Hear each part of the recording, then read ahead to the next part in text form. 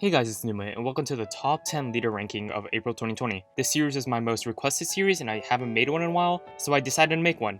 I'll also be making a top 10 inherits and top 10 subs in the near future, so make sure you click the subscribe button so you can see those when it comes out. Anyways, let's get into it. In number 10, we have LampeidXMinaka. First, they have a 7-6 board, a 3x HP multiplier, a 168x attack multiplier, an 8x recovery multiplier, and a 50,000 damage auto FUA.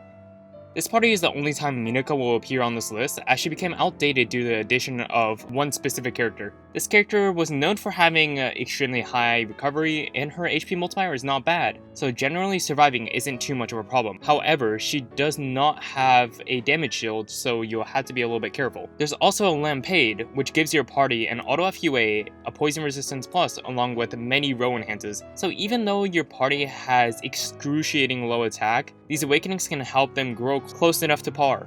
They're restricted to water attack type parties, but this isn't much of an issue as most of the strong water attributes are attack types, such as Dino. I'm not saying a lot of good stuff about this party as you can see, and that's just really because the people at the top are way too strong. But this party was also considered top class at one point, so by no means is this party weak, and the same applies for the next one. In number 9, we have pretty much every single Tifa party, but I'm gonna use Haomaru for the spot as Tifa's party's representative. They have a 7-6 board, a 2.25 HP multiplier, a 180 attack multiplier, a 9x recovery multiplier, and a 50,000 damage auto FUA. How the champion has fallen. Tifa parties were the beginning of crazy high recovery parties, so recovery is top class, being able to save you from many situations, even from a full board of poison. However, this is really the only real strength compared to other parties. Every Tifa party are very fragile, as most of the parties have low HP multipliers and no damage shields, apart from either Super 1 or Halloween Madu. Their attack multipliers are also generally low, since Tifa only gives a 12x attack multiplier. The reason I chose Haomaru is really because of his auto FUA, and because they both have a good amount of light row enhances, being able to boost their low damage. So because this party has bad survivability, the party's more like a hit before you get hit party. And generally, if you can get light rows and if you have good subs, you should be able to one-shot most of the characters in dungeons with the auto FUA. These parties receive the same treatment as Minaka parties, as every one of their possible uses got replaced by one character that I'll talk about later. But again, Tifa parties were top class at one point, even number 1 in my last ranking. So by no means is this character bad. It's just that, again, all the other characters are just better. But I gave her the number 9 spot because of the variety she has.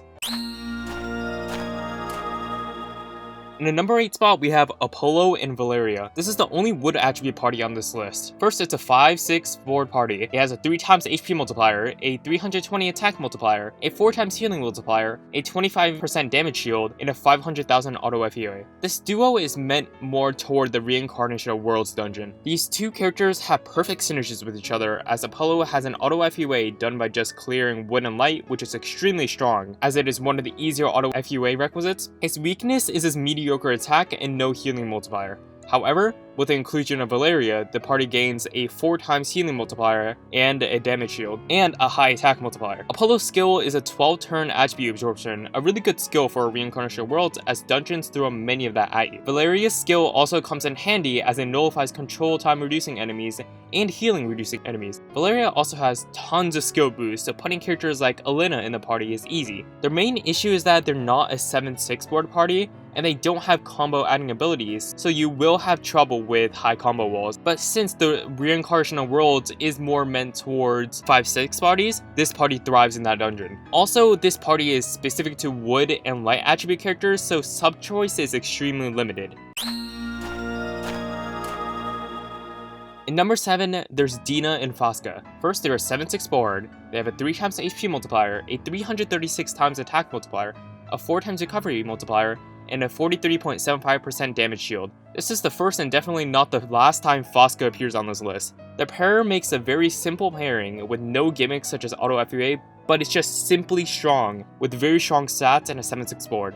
You are limited to attack types, but that isn't much of an issue because attack types have extremely strong subs. You generally want to fill this party with water attributes because of Deena's skill. Her skill is top class as it is a one-turn skill that creates 3 water orbs and locks the board. With this skill, you consistently have ample water orbs on your board, and she's the only character that is really able to utilize one of the most annoying gimmicks in the game, the spinner. If you check out my Relic Saga video, you can see how this skill is used against spinners. So if there are spinners on the board, you can theoretically create 3 water orbs from the skill plus the number of spinners there are. So for example, you can make 3 water orbs and there are 2 spinners. You can lock the board the moment these spinners turn into water to get 5 total water orbs created from this skill alone. If that's a little bit hard to understand, check out my video from the Relic Saga.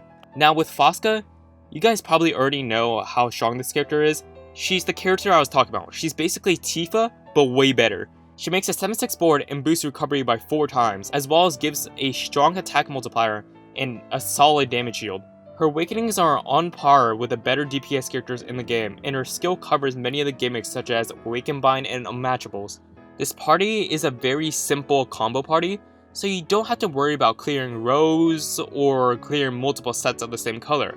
All you have to focus on is to get 8 combos. The only weakness of this party is that you don't have an auto FUA again, which is one of the largest part of the meta at the moment. So you have to make a column of heal orbs yourself. So in short, her weakness is that they're too basic. On the bright side, however, Fasca does have an FUA in her awakening, so you don't have to worry about that in your sub choice. In the number 6 spot, we have V.IdealXV and V.IdealXV. They have no skyfalls, a 5/6 board, a 4x HP multiplier, a 324x attack multiplier, a 4x recovery multiplier, a 43.75% damage shield, and added 4 combos. V.IdealXV is one of the few multi-attribute parties on this list. She is a very survivability-centric rainbow leader with an all-stat and a damage resistance, along with very high DPS and added combos. So even with a 5/6 board, combo walls aren't a problem. And in the game, where survivability is really the utmost importance, this leader skill is very strong. Her skill is also strong, negating healing reduction, awaken bind, and locks. And since she's a 5/6 board, she can thrive in the reincarnation of worlds. So with the right colors on your board, she can consistently flow through the dungeon without being close to dying. But that's the issue, since you don't receive skyfalls and you're super susceptible to orb trolling, so while you most likely won't have trouble with surviving, you'll have trouble throwing out the high DPS she was given out. You'll also have trouble doing DVPs, so you'll have to bring DVP skills. However, there will be a DVP late in Awakening added into the game, so this party will grow as time goes on. She's also semi-limited in her subpool, so making strong parties for her won't be too easy. Now, I explained this pairing, but this is just like a baseline, I guess. So you can use this pairing for general use, but you can replace the second V.IdealXV for different situations. So for example, if you want to use a 7/6 board instead, to increase the chances that you'll have every color on your board, you can use the V.IdealXV Kirito pairing. For this pairing, you'll gain a 7/6 board and have much higher recovery, along with the DVP skill and Jam Resistance Plus if you choose that in that Super Awakening. However, your damage severely drops and you lose 2 added combos, and your HP is halved, so you become more of a glass cannon, losing a lot of your consistency. If you want an auto FUA, you can replace V.IdealXV with Rita, where you gain higher DPS, an auto FUA, higher damage reduction, and a Jammer Resistance Plus. But you lose half your HP, half your recovery, and 2 added combos, so you'll also become a glass cannon this way as well. For an auto FUA party, you could also use Dyer as well to get more consistency in HP and healing than the other 2 alternatives. However, V.IdealXV is a Dragon and Balance type party, while Dyer is a God type party, so your subpool is probably the tightest on this list. Also, Dyer's leader skill doesn't apply to V.IdealXV, so it's a little harder to recommend this party than the other 3 options. But either way, whichever one you choose, I still put all of them in the number 6 spot on my list. In the number 5 spot, we have LampeidXFasca. They have a 7/6 board, a 3x HP multiplier, a 224 attack multiplier, an 8x recovery multiplier, a 25% damage shield, and 50,000 auto FUA. These stats are insane when you recognize that Lampeid is a 5-star character, a golden egg, and what Fasca does is perfectly utilizes that. This party is just simply strong. There's not much to go on about it. There's no restraint on what attribute you have to use. so you can either fill it with water or light attributes, but I recommend water. The only restraint it has is attack types, which has an amazing subpool such as Kaiba and DeenaXFasca. Water attribute parties are recommended because of Lampeid's awakenings, as he has 6 water row enhances. He also has a poison resistance plus, so dealing with inherits is made a little easier. Both their skills are awakened by healing, however, which seems a little excessive, but Lampeid has a 3x water enhance, and along with the row enhances, their semi-mediocre damage multiplier becomes a crazy multiplier. At number 5 already, this party can basically take out any dungeon in the game with ease. In the number 4 spot, we have Dyer XAten. They have a 7/6 board, a 3x AP multiplier, a 200 attack multiplier, a 10x healing multiplier, a 50,000 auto FUA. Here comes the epitome of the rise of multi-attribute parties. Although the total damage multiplier is semi-low, the awakenings on this leader can easily carry you through parties, as Dyer has 2 7Cs and a 10C, giving it a 20x multiplier. And although it isn't out yet, NAPAD will receive a new Latent Awakening, which is a DVP Latent, where by clearing 6 attributes, the character uses a DVP. So by putting this on XAten, the character has a 7C, a 10C, a DVP, and 8 different killers, becoming one of the best rainbow DPS characters in the game, with a max damage output with awakenings being 270 times. Even without the Latent, Dyer has an 8-turn DVP skill, and XAten's skill can reduce no skyfall enemies. Their only issue is their subpool is a little small for my liking, as they are a god type only party and a rainbow party, and they don't have a damage shield, so you'll have to play a little carefully. I'll also note that if you're going to Reincarnation Worlds, then Dyer Valentine Idiot is a better combo, as the dungeon is again an anti-7/6 board. In the number 3 spot, we have FascaXAlice. First, they are 7/6 board. They have a 3x AP multiplier, a 320x attack multiplier, a 4x healing multiplier, a 25x damage shield, and 1 true auto FUA. This is the best light party in the game. First, looking at Alice.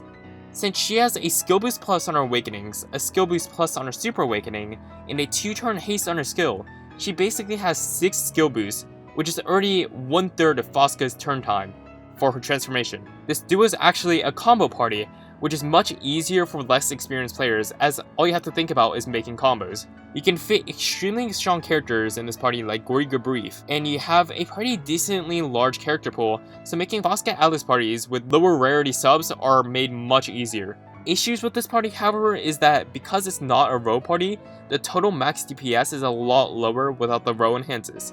Also, since you need 3 light orbs to use an auto FEA, you're going to have a little bit of trouble dealing with enemies with a DVP and a resolve, as you'll need a total of 15 light orbs on your board. So you may have to sometimes make a heal orb column to make an FUA, which in turn lowers the stability of this party compared to others. Even with this weakness though, her synergy with Fasca is too strong, putting her this high in this list, and she's definitely my top choice for newer players if they can make this party.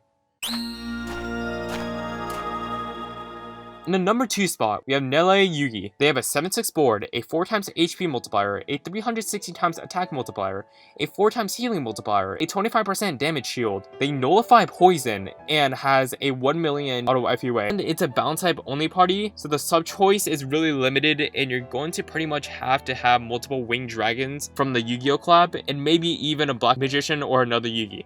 So if you didn't go all out on the Yu-Gi-Oh collab, then you're going to have some trouble making this party. The strength of this party is that it can throw out its max damage multiplier of 360 by only clearing 7 dark orbs, so as long as you can transform your character consistently, you're gonna be completely fine with even weaker subs. As a side note, there will be a Gung-Ho collab coming in the near future with a sub named Dragon Leaf, which is basically a better Nergigante, so if you're having trouble with finding subs for Nele parties, keep your eyes peeled for this collab. And in the number 1 spot, we have FascaXYugi. We all knew this. They have a 7/6 board, an HP multiplier 3 times, a 320x attack multiplier, an 8x healing multiplier, a 25% damage shield, nullifies poison, and has 1 million auto FUA. FascaXYugi perfectly uses one of the best subs in this game, Bakura, being able to consistently achieve 1 billion damage by looping a skill. The poison resistance also helps you block gimmicks, and by fitting Kibagami Genjuro in this party, you can easily block all gimmicks, allowing you to put more DPS inherits on Bakura, as you can counter poisons, jammers, unclearables, awaken by control time reduction, and damage absorption without any inherits. You can freely farm any dungeon you want with ease. This party is literally a joke.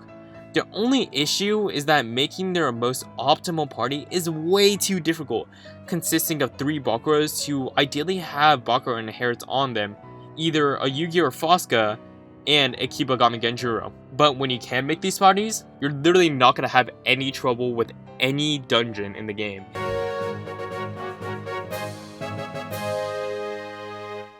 Alright guys, that's going to be the end of this video. I hope you guys liked the video.